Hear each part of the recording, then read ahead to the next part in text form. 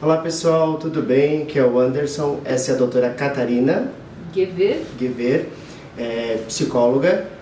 Se você quiser se apresentar um pouquinho para nós e para o pessoal da nossa turma também, fica à vontade. Então, gente, eu sou a professora Catarina, do Departamento de Psicologia, estou aqui na FURB, Anderson, há 25 anos, trabalhando aí com psicologia, fiz um doutorado na Psicologia Social, onde nós nos debruçamos muito a estudar o tema do trabalho de vocês, então estou aqui para colaborar contigo, com toda a turma, no sentido de trazer mais esse pensamento tão especial da psicologia. Muito bom. Então, doutora Catarina, a gente está fazendo um trabalho, a Daisy e o Rian, sobre o Levi Vygotsky. O que você poderia falar para ele, quem foi ele, e sobre ele na educação física, para falar um pouquinho sobre o nosso trabalho? Então, Anderson, e para todos os colegas que estão assistindo essa gravação que a gente está fazendo, o Vygotsky é um dos autores mais importantes na contemporaneidade do pensamento psicológico e do pensamento educacional. Por quê? Porque o Vygotsky é um autor de múltiplas referências, né? Ele é um pensador, ele é um psicólogo, ele é médico, ele é filósofo. Você tem na obra do Vygotsky uma referência teórica muito consistente e que aprimora, por exemplo, para nós profissionais da psicologia, a percepção do que é o eu, do que é o sujeito e, sobretudo, na interface com a educação física, entender que não é possível falar de um sujeito psíquico sem falar de um sujeito que também é corpo. A nossa condição humana, ela é uma condição sócio-histórica, e isso é uma herança do pensamento vygotskiano, e ela também é uma condição em que a história e o local social, a experiência social do sujeito afeta a dinâmica do organismo, afeta esse corpo. Por isso que nós não falamos mais existe um corpo e uma mente. O sujeito humano é corpo-mente. Não há um sujeito humano apenas designado pelo corpo, como não há um sujeito humano sem um corpo. Então nós precisamos entender, e o Vygotsky é o pensador, na minha compreensão, que mais tecnicamente nos auxilia a esse entendimento de o que é de fato que somos quando somos pensados como unidade psíquica. Perfeito, ótimo. Doutora, e que forma a teoria sociocultural de Vygotsky nos ajuda a entender melhor o desenvolvimento motor e cognitivo dos alunos? Então, aqui vem uma coisa que é bem importante, né? Na psicologia sócio-histórica, na psicologia do Vygotsky, nós consideramos que a atividade é prévia à constituição da subjetividade. Então, a ação motora, a ação de intervenção sobre o mundo vai formando a capacidade de significação dos eventos.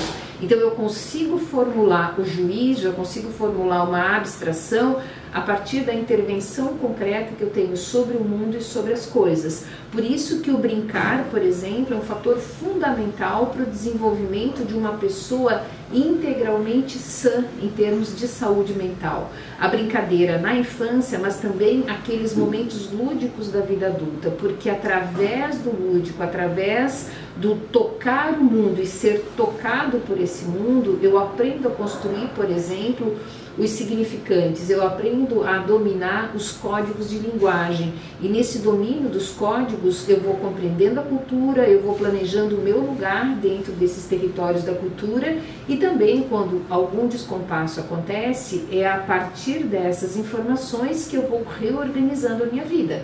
Quando a gente está no consultório, nós psicólogos que trabalhamos, por exemplo, com condições depressivas, um paciente depressivo tem um aprendizado corporal prejudicado. Então, por isso que se indica muito no processo psicoterapêutico que uma pessoa em condição depressiva faça atividade física, faça musculação, mas faça atividades físicas criativas, como a dança, o tai chi chuan, onde você entra numa relação com o corpo, construindo a consciência sobre quem você é, no corpo que você tem, no lugar que você está, a partir dos valores que organizam o comportamento daquele local, naquele momento da história. Então Vygotsky é uma figura extraordinária porque ele nos dá caminho para que a gente possa produzir uma vida melhor e quando a vida não está boa, que a gente possa cuidar bem dessa vida. Perfeito, muito bem. Doutora, com as ideias de Vygotsky você pode contribuir para a inclusão de alunos com deficiência ou com diferentes ritmos de aprendizagem na educação física? Então, aqui nós temos um fator também decisivo, porque nós estamos falando de uma cultura sobre o corpo que não necessariamente precisa ser uma cultura do desempenho. Então o Vygotsky nos traz a possibilidade de entender que a presença do corpo no mundo é sempre uma presença de relação. Eu existo porque estou em relação com você. Você existe porque está em relação com as coisas. Esse parâmetro de base me conta que, por exemplo, uma pessoa que tem necessidades diferenciadas, por exemplo, dos padrões esportivos ou dos padrões de atividade física esperada, ela é uma pessoa que desafia o que conduz o processo a um outro olhar, a uma outra compreensão. Por exemplo, dentro de uma disputa em que a questão auditiva seja fundamental, eu posso construir sistemas que permitam não só esse aluno que tem uma dificuldade auditiva de aproveitar a atividade física, mas que todos os outros que estão envolvidos no processo reconheçam que cada um tem a sua história, o seu limite, mas todos nós temos a responsabilidade de criar mediações para que esse que tem uma condição diferenciada também possa se integrar, ser acolhido e se sentir participativo.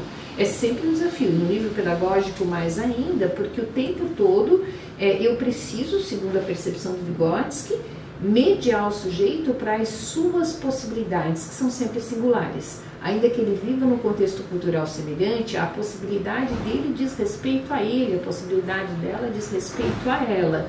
Então é muito importante que um educador físico perceba o sujeito que vem com uma história diferente de resposta, não como um problema, mas como um desafio à sua inteligência, às suas competências e à qualificação do laço social. A qualificação do laço social através da inclusão de pessoas que têm deficiências, às vezes múltiplas, é o papel mais importante, não é chegar na meta, mas é entender que por dentro da meta eu posso construir, o caminho por dentro da meta me leva a construir outras possibilidades para a vida, e é o que todo mundo merece. Cada um com as suas características, né? E investindo nessas características, coletivamente todos vamos ganhar. Perfeito, ótimo. Doutora, você poderia falar um pouquinho para a gente sobre os conceitos com a zona de desenvolvimento proximal e mediação que podem ser aplicados nas aulas de educação física? Essa é um pouco a base teórica do que eu acabei de dizer. Essa zona que para alguns é chamada de zona de desenvolvimento proximal, outros chamam de zona de desenvolvimento potencial, e ela é uma área teórica muito boa porque ela me conta o seguinte: o que eu posso fazer por mim, na condição que eu tenho, e o que eu posso fazer quando eu estou mediado por um outro que tem uma condição diferente da minha. Então é aquela história, eu tenho uma criança com perda auditiva, um adolescente, um adulto, se eu receber determinadas sinalizações, eu vou ser capaz de fazer muitas das atividades que eu precisaria de instrução sonora. Mas não é só a pessoa que tem a deficiência que ganha. Coletivamente, como experiência social, todos ganhamos, porque aprendemos que os parâmetros, e isso aqui é uma coisa importante, apesar de, por exemplo, numa atividade esportiva você ter uma série de regras, quem disse que uma regra não pode ser modificada no processo de construção de conexão humana? Então, o que a zona de desenvolvimento potencial ou proximal diz é que quando eu tenho uma pessoa em condição de aprendizagem diferenciada e eu medio essa aprendizagem, não é só ela que ganha, todo o coletivo ganha. Mas existe uma coisa que nas teorias educacionais vem muito forte a partir do Vygotsky, é a ideia de que você, ao colocar uma criança, um adulto com algum nível de dificuldade de aprendizagem com outras pessoas que têm níveis de excelência para essa aprendizagem, não que saiba mais, mas que tenha a condição de execução, essa criança, esse adolescente, esse adulto, ele passa a se espelhar no que é possibilidade e não no que é impedimento. Então, trabalhar na perspectiva da zona de desenvolvimento proximal / potencial é trabalhar no campo das possibilidades que se formulam quando nós não negamos e não desqualificamos o encontro humano. É sobre a qualidade do encontro humano que se fala quando se fala em desenvolvimento potencial ou zona proximal. Perfeito, muito bem. Doutora, para fechar então a nossa conversa, que conselho você daria para os futuros profissionais de educação física sobre como usar o Vygotsky em referência ao planejamento de aulas, por exemplo? Os meus alunos na psico perguntam: prof, o que você acha de eu ler esse livro aqui, né, Pensamento e Linguagem, por exemplo? Eu acho péssima ideia, não leia Pensamento e Linguagem, estude. estude o livro. Não é sobre ler um livro, é sobre estudar o autor. Estudar o Vygotsky não é nem simples e nem fácil, porque ele parte de outros supostos culturais que não são os nossos. Mas são supostos culturais que nos auxiliam no entendimento de quais são as nossas tarefas. Então, o que eu recomendaria para um estudante de educação física, para um profissional da área da atividade física, estude Vygotsky, mas estude disciplinadamente, como se a sua vida dependesse disso. Como se você fosse um paciente que precisasse de oxigênio e o Vygotsky fosse o tubo cheio do melhor oxigênio do mundo. Então o Vygotsky é um autor importante, mas aí vem a responsabilidade profissional, não dá para estudar só ele.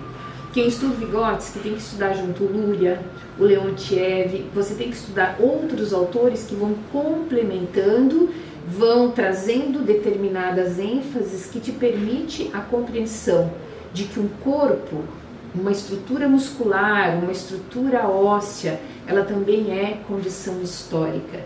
E essa condição histórica o Vygotsky traz como nenhum outro autor, nem assim, em níveis de excelência para a psicologia, para a educação física, para a pedagogia, porque diz respeito a como nós viabilizamos uma vida com dignidade, com qualidade, com integridade.